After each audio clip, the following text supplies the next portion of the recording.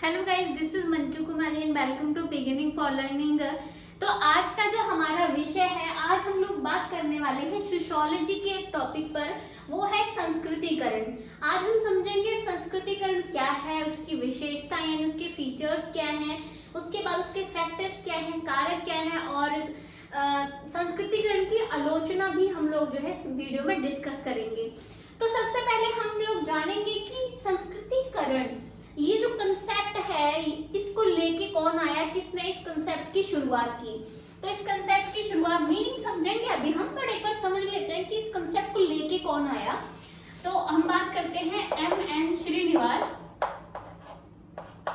M.N.. Srinivas जो है, उन्होंने ही ये कंसेप्ट जो है वो शुरू किया। श्रीनिवास जो थे वो एक समाज शास्त्री थे, ठीक है, वो एक समाजशास्त्री थे और उन्होंने ही संस्कृतिकरण का ये जो नया एक कंसेप्ट है, एक टॉपिक जो है वो दिया। अब इन्होंने इस कंसेप्ट को कैसे लेके आए, ये बात है 1952 की। दक्षिण भारत में वो एक गांव में गए हुए थे जिसका नाम था कुर्गे, ठीक है, कुर्ग गांव में वो गए हुए थे। और इस गांव में वो किस मकसद से गए हुए थे, वो मतलब लोगों का, वहां के कुर्ग गांव के लोगों का सामाजिक और आर्थिक विश्लेषण करने के लिए गए थे। जैसे कि समाजशास्त्रियों का काम होता है, वो समाज से संबंधित जो भी विषय होते हैं उन पे रिसर्च करते हैं, उनका अच्छे से विश्लेषण करते हैं, समाज में जाकर लोगों से मिलकर, जितने भी उनको तरीके होते हैं हर तरीके से करते हैं। वैसे ही श्रीनिवास जी ये भी एक समाजशास्त्री थे और दक्षिण भारत में कुर्ग गांव में जाते हैं वहां के लोगों का सामाजिक और आर्थिक विश्लेषण करने के लिए। फिर वहां पर जो वो चेंज देखते हैं, उस चेंज को ही वो संस्कृतिकरण का नाम देते हैं, ठीक है। अब क्या चेंज देखते हैं, वो देखते हैं वहां पर कि जो लोग हैं वो धीरे धीरे, मतलब जो निम्न जाति के लोग हैं, जिनको कि निम्न माना जाता है पुराने समय से ही, वो ऊंची जाति की तरह अब पहरावा, खान पान सब कुछ बदल रहे थे, अपना चेंज कर रहे थे। मतलब एक तरह से वो ऊंची जाति जैसा दिखने की कोशिश कर रहे थे, उनकी जैसी स्थिति प्राप्त करने की कोशिश कर रहे थे समाज में। इस चीज को ही उन्होंने देखकर संस्कृतिकरण का नाम दिया, ठीक है। अब मैं इसका अर्थ जो है वो आपको सही से समझाऊंगी, जो कि श्रीनिवास जी ने ही बताया है। अभी हमने ये समझा कि ये विषय जो है वो किसने दिया, किसने इस कंसेप्ट को शुरू किया, तो आपको पता चल गया श्रीनिवास जी ने शुरू किया था। अब इसका मीनिंग क्या होता है संस्कृतिकरण का? संस्कृतिकरण का मीनिंग होता है कि जब भी कोई निम्न जाति, ठीक है, या फिर कोई समूह या फिर जनजाति,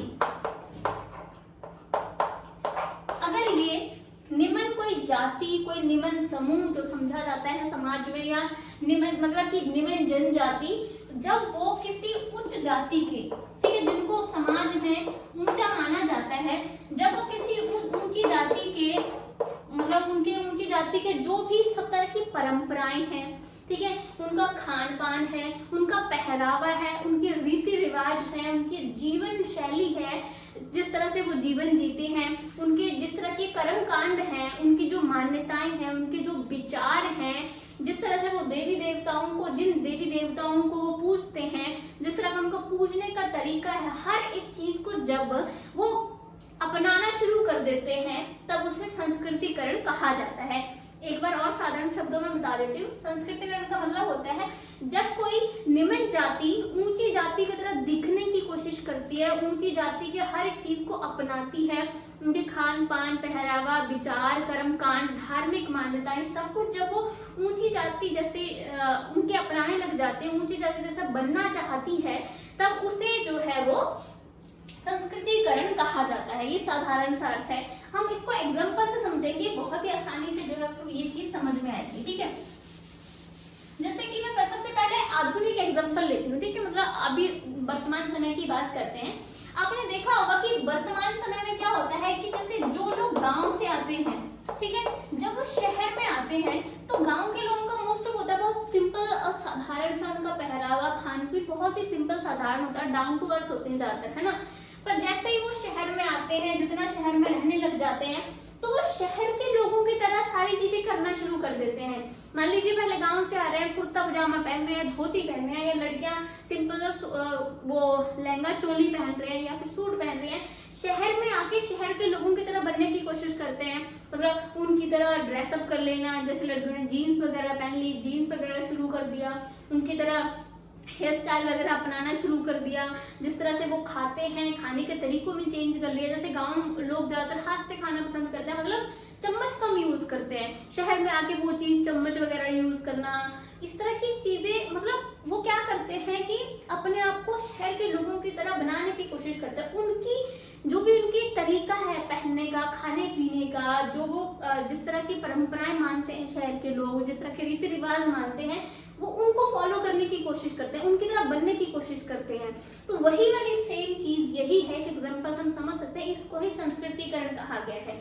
ठीक है, और यही वाली चीज अगर आप गरीब और अमीर में देखोगे तब भी ये चीज सेम आपको देखने को मिलती है कि जब कोई गरीब है, अगर उसके पास मान लीजिए उसने कोई काम शुरू किया, थोड़ी आमदनी होने लगी, थोड़ा पैसा आ गया उसके पास, उसके बाद वो अपने आप को अमीरों की तरह चेंज करना शुरू कर देता है कि महंगी चीजें खरीदनी है, ठीक है, पहरावा चेंज कर लेना है, अमीरों की तरह मतलब क्लब में पार्टियों में जाना शुरू करना है, मतलब अपने आप को उनकी तरह ढालने की कोशिश करता है कि ताकि मेरे जो सम्मान है वो समाज में ज्यादा बढ़ जाए। मान लीजिए गरीब है कोई, उसका सम्मान अभी समाज में उतना नहीं है, जैसे उसका पैसे आएंगे जो सारी चीजें खरीदेगा और अमीर की तरह दिखने लग जाएगा, चाहे फिर उसने अपना पहरावा ही अमीर की तरह बना रखा, तो लोग उसको ज्यादा सम्मान की दृष्टि से देखेंगे, और ये वास्तविकता है, समाज की रियलिटी है ये। ठीक है, तो ये इस चीज को ही संस्कृतिकरण कहा गया। तो ये नहीं है कि संस्कृतिकरण पहले ही जब श्रीनिवास जी ने पहचाना था तभी था, अभी भी संस्कृतिकरण की प्रक्रिया हमारे समाज में चल रही है। तो अगर मैं प्राचीन समय की बात करती हूँ तो भारत में आपको पता है वर्ण व्यवस्था थी। वर्ण व्यवस्था आपको पता है, सबसे पहले ब्राह्मण आते थे, क्षत्रिय आते थे, वैश्य, फिर शूद्र। ठीक है, तो जो शूद्र लोग थे उनकी समाज में स्थिति बहुत ही बुरी थी कि गांव से बाहर रहना है, मरे हुए जानवरों को उठवाना है, नालियां साफ करवाने हैं, ऐसे काम मतलब करवाते थे उनसे, गंदगी उठाना, इस तरह के काम गांव से मतलब बाहर रखना है उनको। बहुत अजीब अजीब उनके साथ में परंपराएं होती, वो मान सम्मान नहीं मिलता था। तो जब ऐसे लोग किसी तरह से थोड़े अमीर होने लग गए या फिर उनको लगने लगा कि हमें उस सम्मान की दृष्टि से नहीं देखा जा रहा है, अपमानित किया जा रहा है, तो ऐसे लोगों ने धीरे धीरे अपने आप को बदलना शुरू किया और ऊंची जाति की परंपराएं, रीति रिवाजों को अपनाना शुरू किया ताकि उनको वो मान सम्मान मिल सके जो ऊंची जातियों को मिला है। उनकी सामाजिक स्थिति जो है वो मतलब एक प्रकार से अपनी पोजीशन को इसमें निखारने की कोशिश की जाती है, अपनी जो एक स्थिति है समाज में उसको ऊंचा उठाने की कोशिश की जाती है। ठीक है, ताकि समाज में स्थिति ऊंची होगी तो वो मान सम्मान, वो अधिकार ज्यादा मिलेंगे। ठीक है, वो लोग ज्यादा आपको सम्मान की दृष्टि से देखेंगे। तो ये चीज उस टाइम वर्ण व्यवस्था की वजह से ज्यादा शुरू हुई। अगर इसका हम अंतरराष्ट्रीय रूप से बात करें तो फ्रांस, अगर आपने किसी ने फ्रांस की क्रांति पढ़ी होगी तो उसमें एक चीज आती है कि फ्रांस में जैसे ही व्यापार और उद्योग बढ़ने लगा था तो वहां पर मध्यम वर्ग नाम से एक नया तीसरा वर्ग जो है वो बीच में उभरा था। तो जब ये मध्य वर्ग वालों के पास बहुत ज्यादा पैसा आ गया तो इन्होंने भी कोशिश की, जो सबसे ऊपर इनका वर्ग था कुलीन वर्ग था यहाँ पर फ्रांस में, तो मध्यम वर्ग के पास ज्यादा पैसा आ गया, सब कुछ चीजें उनके पास कुलीन वर्ग जैसी हो चुकी थी, तो उन्होंने कुलीन वर्ग में शामिल होने की कोशिश की, लेकिन वहां कुलीन वर्ग ने भी इनको नहीं होने दिया। जैसे कि भारत में भी यही सेम चीज हुई थी, ब्राह्मणों ने इस चीज को बिल्कुल पसंद नहीं किया कि निम्न जाति वाले हमारी जाति जैसे दिखने लगे, हमारी तरह पहरावा पहन रहे हैं या हमारी तरह रहने की कोशिश कर रहे हैं, हमारी परंपराएं फॉलो करने की कोशिश कर रहे हैं, तो बहुत अत्याचार भी हुए तो लोगों पे इस चीज को रोकने के लिए। ठीक है, तो यही सेम चीज यहाँ पर थी। तो ये अब आसानी से समझ में आ गया होगा कि जब, एक बार और रिपीट कर देती हूँ, कि जब निम्न जाति कोई भी ऊंची जाति से दिखने की कोशिश करती है ताकि अपनी स्थिति को ऊंचा दिखा सके, समाज में मान सम्मान प्राप्त कर सके जो ऊंची जाति को प्राप्त है, उस चीज को संस्कृतिकरण कहा जाता है। ठीक है, अब तो आपको ये अर्थ इसका बहुत अच्छे से समझ में आ जाना चाहिए। अब हम लोग बात करेंगे विशेषताओं की, यानी इसके फीचर्स, कैरेक्टरिस्टिक्स, कुछ भी कह लो, जिससे हमें ये चीज और ज्यादा अच्छे से समझ में आ जाएगी। ठीक है, अभी तक हमने इसका अर्थ समझा, अब हम लोग इसकी विशेषताओं की बात करेंगे।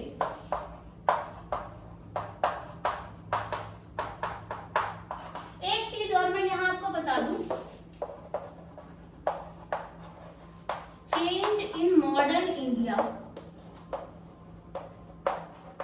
ये बुक थी, श्रीनिवास ने लिखी थी ये बुक, ठीक है, चेंज इन मॉडर्न इंडिया। इस बुक में ही इन्होंने संस्कृतिकरण के बारे में बात की है, ठीक है। तो आप ये भी साथ में नोट कर सकते हो। विशेषताओं में सबसे पहले हम लोग बात करेंगे कि ये जो संस्कृतिकरण की पूरी प्रक्रिया है, ये केवल हम इसको ब्राह्मणीकरण का नाम नहीं दे सकते हैं। एक मिनट,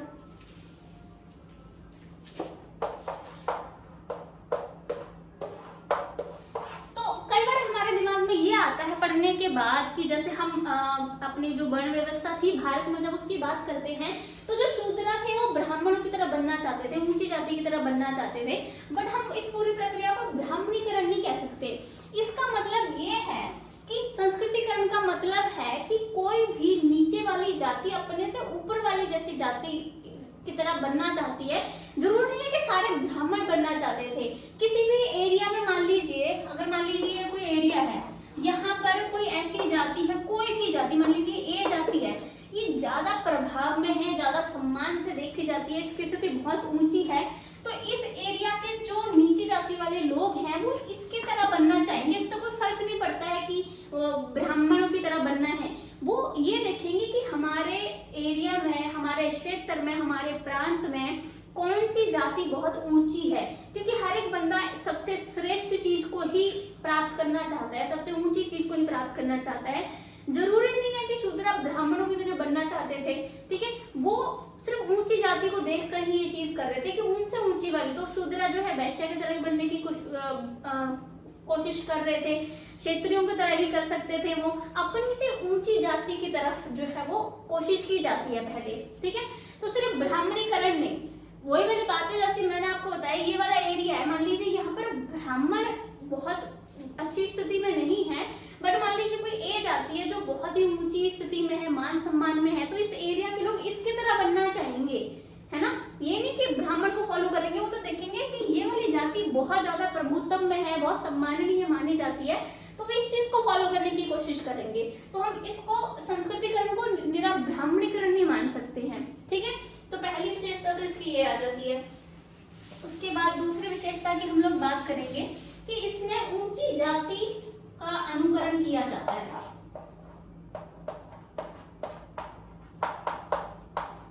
ऊंची जाति का अनुकरण, ऊंची जाति का अनुकरण, जैसे मैंने बोला कि संस्कृतिकरण की प्रक्रिया का ही मीनिंग ही यही है कि जब कोई निम्न जाति, इवन जनजाति भी, जनजाति के बारे में हम ज्यादातर ये पढ़ते हैं कि जनजातियां अलग जंगलों में ज्यादा रहती थी और उनको जो भी ये धर्म थे, ये वर्ण व्यवस्था, इससे लेना देना नहीं था। बट अगर हम लोग बात करते हैं, भील जनजाति हो गई, संथाल जनजाति हो गई, इनमें से बहुत सारी गौंड जनजाति, इन जनजातियों ने हिंदुओं की तरह बनने की पूरी कोशिश की थी, हिंदू बने भी थे, उनकी परंपराएं वगैरह ताकि ज्यादा मान सम्मान मिल सके। तो जनजातियां भी ऐसा करती है, जनजातियों में भी संस्कृतिकरण था, हम ये नहीं कह सकते सिर्फ जातियों में था, जनजातियों में भी संस्कृतिकरण था। तो ये था कि ऊंची जाति का अनुकरण। संस्कृतिकरण में जैसे कि आपको मैंने अर्थ में ही स्पष्ट कर दिया कि ऊंची जाति की तरह बनना चाहते हैं लोग, निम्न जाति की तरफ कोई क्यों बनना चाहेगा, क्योंकि निम्न जाति में तो पहले ही और उनको इस चीज से कोई फायदा नहीं हो रहा है, उनको वो मान सम्मान नहीं मिल रहा है, ठीक है, जितना कि ऊंची जाति को मिल रहा है। तो वो उस मान सम्मान को, उन अधिकारों को प्राप्त करने के लिए, उस सामाजिक स्थिति को प्राप्त करने के लिए ऊंची जाति का अनुकरण करते हैं, नहीं तो किसी को क्या लेना देना इस चीज से, है ना। तो ये है कि, और मतलब ऊंची जाति को फॉलो किया जाता है। अब इसमें ये जरूर नहीं है कि सिर्फ शूद्र ही संस्कृतिकरण की प्रक्रिया में पार्टिसिपेट कर रहे थे, क्षेत्रीय भी ब्राह्मण बनने की कोशिश कर रहे थे, वैश्य और अपनी अगली वाली पोजीशन पे जाने की कोशिश कर रहे थे कि हम, क्योंकि वैश्य से ऊपर क्षेत्रीय माने जाते थे, तो वैश्य भी कोशिश कर रहे थे कि हम क्षेत्रीय बन जाएं। तो हर एक जो है वो ऊपर वाले से ऊपर वाली स्थिति पे पहुंचने की कोशिश कर रहा था, मतलब उनकी तरह सारी चीजें अपनाने की कोशिश कर रहा था। तो इसमें हमेशा ऊंची जाति का ही अनुकरण किया जाता है, और ये स्पष्ट है कोई निम्न जाति को नहीं अपनाएगा, वह नुकसान ही है, वो पहले ही निम्न में है इसलिए तो ऊंची की तरफ जा रहे हैं, ठीक है। तो दूसरी विशेषता हो गई कि ऊंची जाति का अनुकरण जो है वो इसमें किया जाता है। उसके बाद हम लोग बात करेंगे,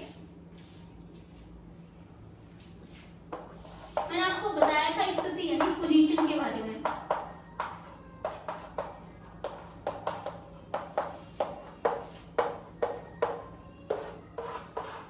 स्थिति में परिवर्तन, ठीक है, तो इसमें पोजीशन चेंज होती जाति है, जातियां अपनी समाज में स्थिति, मान लीजिए उनकी यहाँ है स्थिति, मान लीजिए ये है, तो अपनी स्थिति को यहाँ पहुंचाने की कोशिश करते हैं, ठीक है। अब जैसे शूद्र थे, उनकी स्थिति समाज में बहुत निम्न मानी जाती थी, उनको अपमान की दृष्टि से देखा जाता था, अछूत माना जाता, छुआछूत उनके साथ की जाती थी। तो वो चाहते थे कि हमारी स्थिति ऊपर उठे, तो वो अपनी स्थिति को समाज में ऊपर लाना चाहते हैं ताकि उनको ज्यादा मान सम्मान से देखा जाए, ठीक है। अब जैसे मान लीजिए कोई भी एक कॉमन पर्सन है, ठीक है, जो अब ज्यादा फेमस नहीं है समाज में, ठीक है, तो वो हर एक पर्सन क्या चाहता है, वो ज्यादा से ज्यादा विकास करे, फेमस हो, ताकि उसकी समाज में स्थिति ऊपर हो जाए, ठीक है। अब जैसे मान लीजिए कोई भी एक्टर है, फॉर एग्जाम्पल मान लीजिए शाहरुख खान है, जब वो फेमस नहीं थे तब उनकी समाज में स्थिति जो आज है, क्या वो थी पहले? नहीं थी। तो उनको वो जो प्यार, जो मान सम्मान अभी मिल रहा है, वो फेमस होने से पहले नहीं था।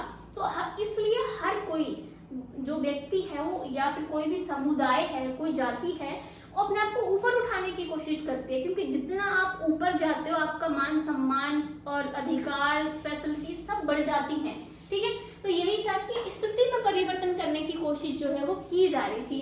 पर ये भी है कि हम बात करते हैं तो इतना आसान भी नहीं था, क्योंकि जब ऐसा किया जा रहा था तो इस चीज को ब्राह्मणों ने बड़ा नोटिस किया और उन्होंने इस पर एक तरह से प्रतिबंध लगा दिया कि ये चीजें जो है वो शूद्र नहीं कर सकते, जैसे कि एकदम नए फ्रेश कपड़े जो है वो शूद्र नहीं पहन सकते, या फिर ब्राह्मणों के जो रीति रिवाज, जो परंपराएं हैं वो शूद्र लोग जो है वो फॉलो नहीं कर सकते।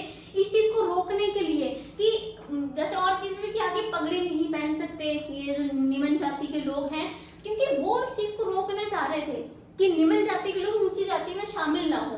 तो स्थिति इतनी आसान भी नहीं थी उस टाइम संस्कृतिकरण की प्रक्रिया, ठीक है। पर आजकल संस्कृतिकरण की प्रक्रिया आसान है। हम किसी भी धर्म में जाना चाहें, ठीक है, हम किसी भी स्थिति को, अपनी निम्न स्थिति को ऊंचा उठाने की कोशिश करें, हमें कोई रोकने वाला नहीं है, क्योंकि हमें संविधान में अधिकार दिया गया है ये कि आप धर्म बदल सकते हो। और संविधान में थोड़ी ना कहा गया है कि मान लीजिए कि आप गरीब है कोई तो ज्यादा पैसा कमा के अमीरों की तरह नहीं रह सकता, अमीरों की तरह कपड़े नहीं पहन सकता, ठीक है।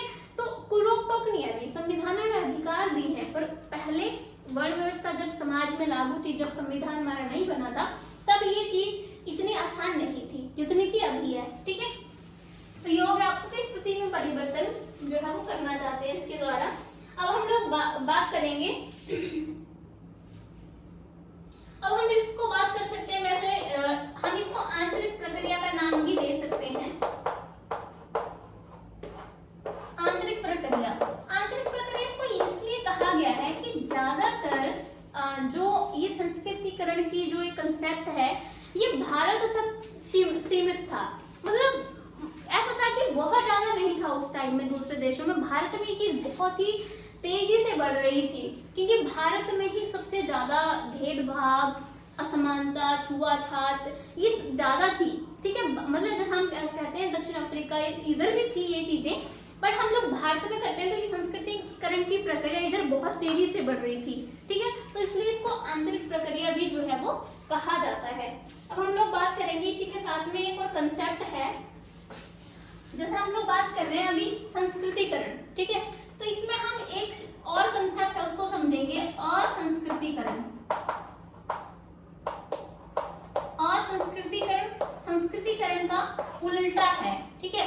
संस्कृतिकरण में निम्न जाति ऊंची जाति की तरह बनना चाहती है, पर असंस्कृतिकरण में कोई भी निम्न जाति उच्च जाति की तरह बनना नहीं चाहती है, तब उसको असंस्कृतिकरण कहा जाता है। अब हम समझेंगे कि ये चीज कैसे आई। अब जैसे मान लीजिए बहुत सारे ऐसे इलाके थे, बहुत सारे एरियाज ऐसे थे। अब जैसे हमने बोला कि ब्राह्मण ने वर्ण व्यवस्था बना दी, अपने आप को सबसे ऊपर रख दिया, पर क्या पूरे भारत में हर जगह ब्राह्मण बहुसंख्या में थे? नहीं, सारे इलाकों में ब्राह्मण बहुसंख्या में नहीं थे। तो बहुत सारे एरिया ऐसे थे जहां पर निम्न जाति बहुसंख्या में थी, और बहुसंख्या में होने की वजह से जो जनजाति या कोई जाति उस एरिया में ज्यादा संख्या में होगी तो उसका प्रभाव उसमें ज्यादा रहता है ना, उसका प्रभाव उधर उस एरिया में ज्यादा रहता है। जिस जाति के लोग ज्यादा रह रहे हैं किसी एरिया में, तो उधर ज्यादा उनका प्रभाव होगा, ठीक है ना। अब जैसे मान लीजिए कि अगर हम लोग बात करें पाकिस्तान और भारत की हम बात करें, तो भारत में हिंदू ज्यादा है, पाकिस्तान में मुस्लिम ज्यादा हैं। तो था, ऐसे हमने सुना है कि पाकिस्तान में हिंदू के साथ अत्याचार किया जा रहा है, क्योंकि वहाँ हिंदू की ज्यादा आवाज इसलिए नहीं उठती है क्योंकि वहाँ मुसलमान बहुसंख्या में है। तो जिस एरिया में कोई भी जाति बहुसंख्या में होती है तो उधर उस जाति का ज्यादा प्रभाव रहता है। तो ऐसे ही बहुत सारे एरिया थे जहाँ पर निम्न जाति ज्यादा संख्या में थी, ठीक है, मतलब उनकी संख्या ज्यादा थी। तो ऐसी एरिया में जहाँ उनकी ज्यादा संख्या थी तो उनका ज्यादा प्रभाव भी था, उनकी स्थिति भी ऊपर थी। भाई तुम ज्यादा संख्या में ब्राह्मण, अगर मान लीजिए कोई भी एरिया मान लीजिए यहाँ पर 50 निम्न जाति के लोग हैं और 5 ब्राह्मण हैं, ठीक है, तो किसका प्रभाव ज्यादा रहेगा? 50 लोगों का पलड़ा ज्यादा भारी है ना, तो 5 जो लोग हैं थोड़ा तो उनमें खौफ रहेगा ना कि हमने ज्यादा कुछ कीचड़ बिचड़ की तो वो लोग ज्यादा भारी पड़ जाएंगे। तो बहुत सारे एरियाज ऐसे थे जहां पर निम्न जाति बहुल उसमें थी, उनका प्रभाव ज्यादा था। तो ऐसे एरियाज में निम्न जाति के लोगों को महसूस ही नहीं हुआ कि हमें ऊपर उठना है या हमें सम्मान बढ़ाना है। जब बहुसंख्या में थे तो सम्मान में थे ही, अपमान छूछा तो उनका हो ही नहीं रहा था, खुद ऊपर थे, प्रभुत्वशाली थे उस एरिया में वो। तो ऐसे एरिया में उन्होंने संस्कृतिकरण की प्रक्रिया को अपनाना जरूरी समझा ही नहीं। उन्होंने यही था कि हमारा तो प्रभाव है यहाँ पर, हमारी संस्कृति महान है इस एरिया में, हम अच्छे खासी स्थिति में है, तो हमें क्या जरूरत है दूसरों की संस्कृति परंपराओं को अपनाने की, ठीक है। तो इस वजह से असंस्कृतिकरण की स्थिति जो थी वो मतलब ये वाली स्थिति भी जो है पैदा हुई थी, ठीक है। आगे होगा असंस्कृतिकरण भी आपको समझ में। अब हम लोग इसकी एक और विशेषता पे बात कर लेते हैं, एक दो और विशेषताएं हैं इसकी। जैसे अगर हम लोग बात करें सामाजिक परिवर्तन, तो ये जो संस्कृतिकरण की प्रक्रिया है ये एक सामाजिक परिवर्तन है, ठीक है। सामाजिक परिवर्तन कैसे है? क्योंकि समाज में चेंज ही हो रहा है ना, किसी न किसी तरह का कोई परिवर्तन ही हो रहा है कि जो निम्न जातियां हैं वो ऊंची जाति की तरह बनने की कोशिश कर रही है। तो इस तरह से निम्न जाति जो है वो थोड़ी कम होती चली जाएंगी अगर वो सारे उनकी तरह बनने की कोशिश करेंगे। तो समाज में परिवर्तन हो रहा है, ठीक है। तो इसलिए इसको जो है वो सामाजिक परिवर्तन कहा गया, क्योंकि समाज में परिवर्तन की ही एक ये प्रक्रिया थी, ठीक है। आगे हम लोग बात करेंगे, जैसे कि मैंने आपको बोला, हम इसमें ये भी बात कर सकते हैं कि ये सिर्फ हिंदू जनजाति तक या हिंदू जाति तक ही सीमित नहीं था। ये जो प्रक्रिया थी संस्कृतिकरण की ये जनजाति में भी थी। जैसे मैंने आपको बताया कि जैसे भील, गौंड, इस तरह की जो जनजातियां थी वो हिंदू बनने की कोशिश कर रही थी और हिंदू बनी भी बहुत सारी। तो जनजातियों में भी संस्कृतिकरण की प्रक्रिया चल रही थी। और जो दूसरे धर्म थे, ठीक है, या दूसरी जातियां थी, सिर्फ हिंदू ही नहीं, मुस्लिम धर्म वगैरह या सिख, दूसरे धर्मों में भी ये प्रक्रिया जो है वो उतनी ही रफ्तार से चल रही थी। हम ये कह सकते हैं कि हिंदू धर्म में थोड़ी ज्यादा गति थी पर दूसरे धर्मों में भी ये प्रक्रिया थी, ठीक है। तो हम कह सकते हैं सिर्फ हिंदू जनजाति तक ही ये चीज जो है वो सीमित नहीं हो सकती, ठीक है। उसके बाद हम आगे बात करेंगे कि ये व्यक्तिगत नहीं है, ठीक है। जैसे हम लोग बात करते हैं कि मान लीजिए 5 लोग हैं या एक कोई है पर्सन जिसकी आर्थिक स्थिति अच्छी हो गई, सब कुछ उसके पास पैसा धन सब कुछ अच्छा है, तो अब वो ऊंची जाति की तरह बनने की कोशिश कर रहा है। तो जब एक अकेला बंदा या कुछ लोग ही बनने की कोशिश कर रहे हैं तो हम उसको संस्कृतिकरण नहीं कहेंगे। जब पूरा एक समूह मतलब कि समूह जब कोशिश करता है ऐसे बनने की तो उसको संस्कृतिकरण जो है वो कहा जाता है। जैसे मान लीजिए कोई भी एक जाति है, फॉर एग्जाम्पल मान लीजिए कोई ए जाति है, ठीक है, ए जाति है और ये पूरी की पूरी जाति जो है वो कोशिश कर रही है हम किसी ऊंची जाति की तरह बन जाए, ठीक है। पूरी की पूरी जाति चाहती है कि हम ऊंची जाति की तरह बन जाए, उनका देखने लगे, उनकी परंपराएं माने, तब हम इसे संस्कृतिकरण जो है कहेंगे। पर अगर इस जाति में से मान लीजिए 20 लोग ही बनना चाहते हैं, बाकी लोग बनना ही नहीं चाहते, तब उसको हम संस्कृतिकरण नहीं कहेंगे। यानी ये व्यक्तिगत नहीं, सामूहिक है संस्कृतिकरण की प्रक्रिया, ठीक है। तो इससे आपको जो है संस्कृतिकरण और अच्छे से समझ में आ गया होगा विशेषताओं से। विशेषता कराने का यही एक मतलब था कि मतलब जो इसका एक मीनिंग है संस्कृतिकरण का वो और ज्यादा क्लियर हो जाए, ठीक है। अब हम लोग कारक की बात करेंगे, इसके फैक्टर्स की बात करेंगे। यानी संस्कृतिकरण ऐसे कौन से कारक थे, मतलब ऐसे क्या कारण थे जिससे ये प्रक्रिया ज्यादा शुरू हुई और ज्यादा गति से जो है वो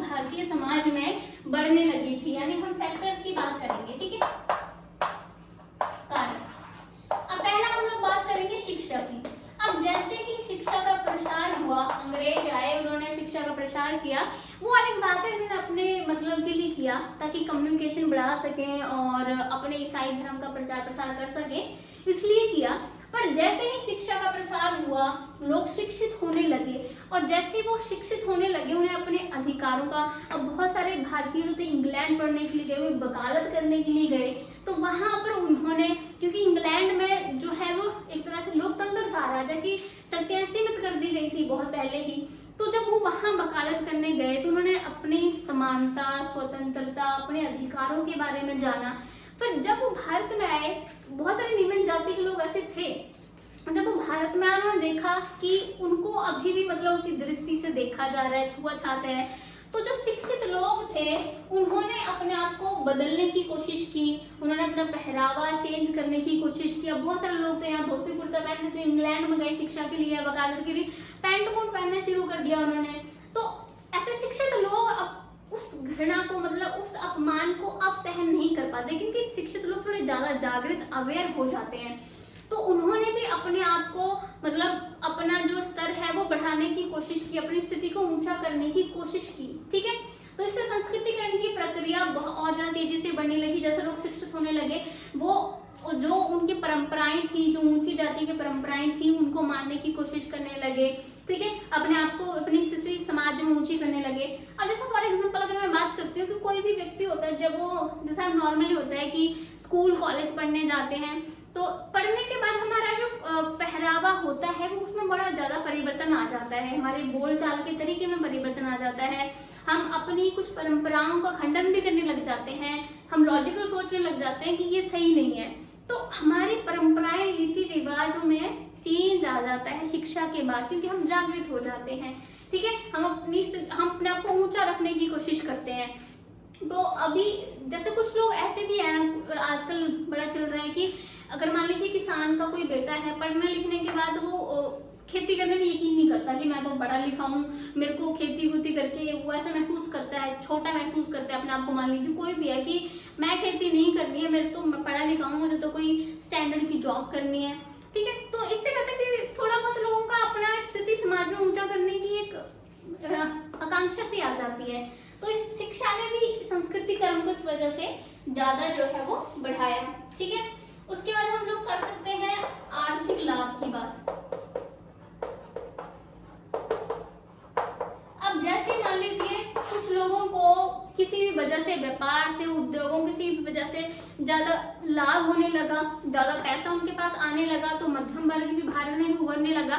तो ज्यादा पैसा से क्या हुआ कि जो ऊंची जाति के पास फैसिलिटीज थी, यानी अच्छे घर, अच्छा रहन सहन, खान पीन, सब कुछ उनके पास भी सब कुछ हो गया, तो इसलिए उन्होंने भी कोशिश की, जब सब कुछ है तो क्यों ना ऊंची जाति की तरह बना जाए, वो सम्मान भी तो हमें मिल रहेगा जो अभी निम्न जाति होने से नहीं मिल रहा है। तो आर्थिक लाभ की वजह से बहुत सारी जातियों ने ऊंची जाति की तरफ रुख करना शुरू कर दिया कि हमारे पास सारी चीजें तो है ही, जो ऊंची जाति के पास है तो उनका दर्जा ही क्यों ना प्राप्त कर ले, उनकी परंपराओं को भी मान ले, तो हम भी ऊंची जाति के बन जाएंगे, ठीक है। तो आर्थिक लाभ ने भी लोगों को जो है वो संस्कृति करने की ओर मोड़ दिया, ठीक है। अब हम लोग आगे बात करेंगे सामाजिक और धार्मिक सुधार।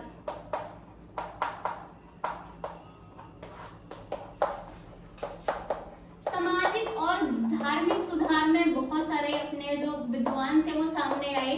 जैसे अगर हम लोग बात कर लेते हैं, आपने ब्रह्मो समाज पढ़ा होगा, ब्रह्मो समाज या ब्रह्म समाज, ठीक है। ये राजा राम मोहन ने शुरू किया था, राजा राम मोहन, ठीक है। और ये उन्होंने 1828 में शुरू किया था कलकत्ता में, ठीक है। तो जब इस तरह के एक दो और मिल गए, तो ये आर्य समाज भी बहुत ज्यादा फेमस है, आर्य समाज, ये किया था दयानंद सरस्वती जी ने, दयानंद सरस्वती, एक मिनट में से दोबारा से लिख देती हूँ, दयानंद सरस्वती, इन्होंने किया था 1875 में, बम्बई में शुरू किया था ये, ठीक है।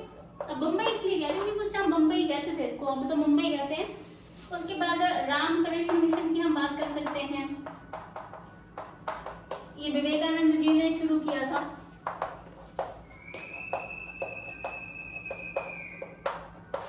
तो इस तरह के जब सामाजिक और धार्मिक सुधार जब भारत में होने लगे, तो जो निम्न जातियां थी, जब मतलब इन सामाजिक धार्मिक सुधारों में इस चीज को बड़ा बढ़ावा दिया गया कि जो निम्न जातियां हैं उनकी स्थिति को सुधारा जाए, महिलाओं की स्थिति को सुधारा जाए, जो हमारे यहाँ अंधविश्वास, जो कुरीतियां हैं उनको खत्म किया जाए। तो इन सुधारों से लोग ज्यादा अवेयर होने लगे, अपने आप को जो है ऊंचा उठाने की कोशिश करने लगे कि हम अपनी स्थिति को थोड़ा और सुधारें। क्योंकि सुधारों में मेनली ये कहा गया था कि जो मतलब स्थिति है निम्न जातियों की, इसको सुधारने की कोशिश जो है वो की जाए। तो इस वजह से इन सुधारों को भी लोगों को बहुत ज्यादा प्रभाव पड़ा और उन्होंने अपने आप को सुधारने की कोशिश की, अपनी स्थिति को समाज में उभारने की कोशिश ज्यादा लोग जो है वो करने लगे और ऊंची जाति की तरफ बनने की तरह वो मुड़ने लगे। ठीक है, तो ये भी हम कर सकते हैं, इन सुधारों से भी लोगों पे काफी ज्यादा जो है वो प्रभाव पड़ा। अब हम लोग बात करेंगे नगरीकरण की।